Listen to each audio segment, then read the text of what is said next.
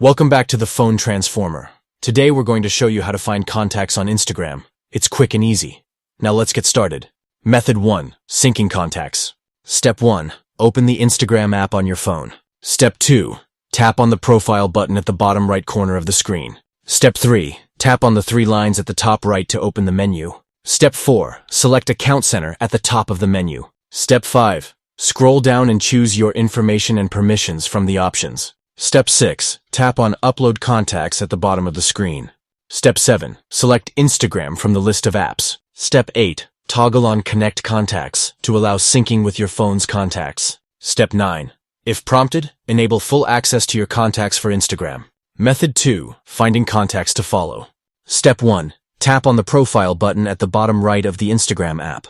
Step 2. Tap on the person with a plus icon next to Share Profile. Step 3. Select See More under the Discover People section. Step 4. Scroll through suggested contacts or tap See All for more options. Step 5. Tap Follow on the contacts you want to add or X to skip. Method 3. Searching for a specific contact. Step 1. Tap on the search bar at the top of the Instagram app. Step 2. Type the name of the contact you want to find in the search bar. Step 3.